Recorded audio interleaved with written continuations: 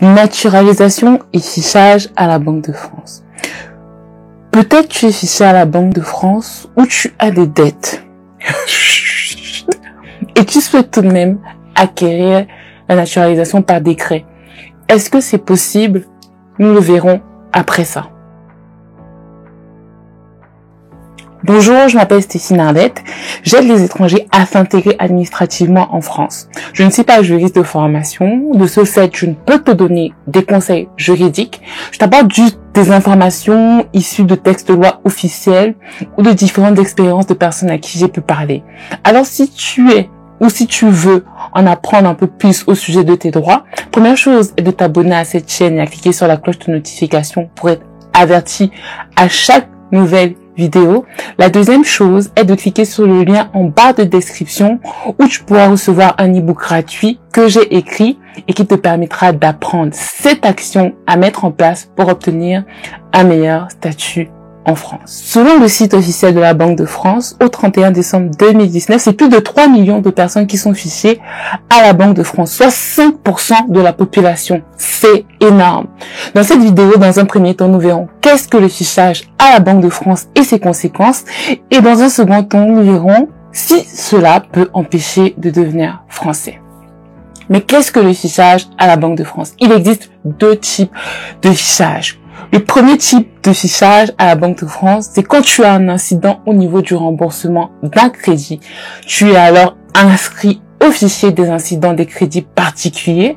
C'est le cas quand tu n'as pas payé au moins 2 mensualités de ton crédit ou lorsque tu as utilisé ton découvert d'une manière abusive. C'est-à-dire que tu n'as pas remboursé ton découvert au minimum de 500 € sur 2 mois. Là, tu reçois une mise en demeure de payer et tu as 30 jours pour payer. Sinon, l'institution t'inscrit à la Banque de France. Tu es également dans le premier cas si tu es dans une procédure de surendettement. C'est-à-dire que tu ne parviens plus à payer tes factures et tes crédits. Et là, tu fais une demande auprès de la Banque de France et tu es inscrit automatiquement. Le deuxième type de fichage se fait au fichier central des chèques, puis mettre de chèques et tu as juste le droit à une carte bancaire spécifique.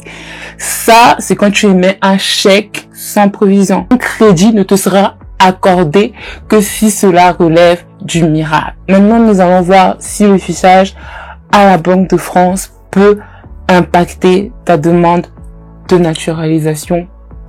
Je parle ici du cas où tu demandes une naturalisation par décret, c'est-à-dire que tu souhaites devenir français sans passer par le motif familial, donc tu n'es pas parent d'enfants français, tu n'as pas de parents français, tu n'es pas marié à un Français ou à une Française, et tu demandes la naturalisation par décret.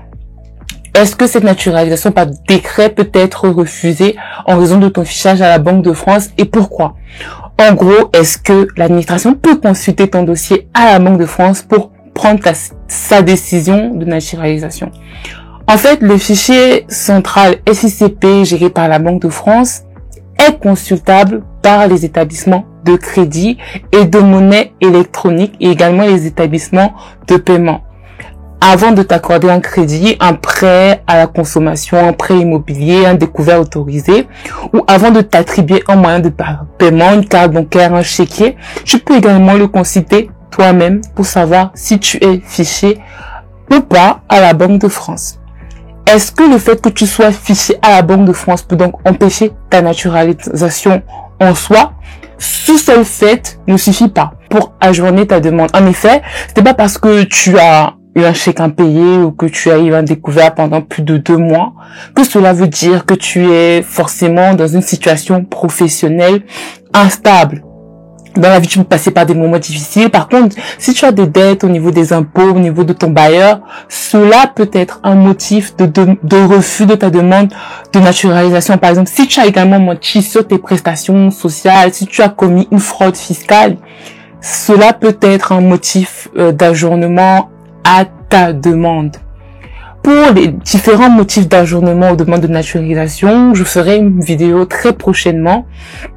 En attendant, pour te préparer à toutes ces éventualités, reçois mon e-book gratuit en cliquant dans la barre de description, partage cette vidéo et dis-moi dans les commentaires ce que tu crains concernant ta demande de naturalisation. Et surtout, n'oublie pas, ce n'est pas ta nationalité qui définit ta valeur. Alors, prends soin de toi et de tes proches.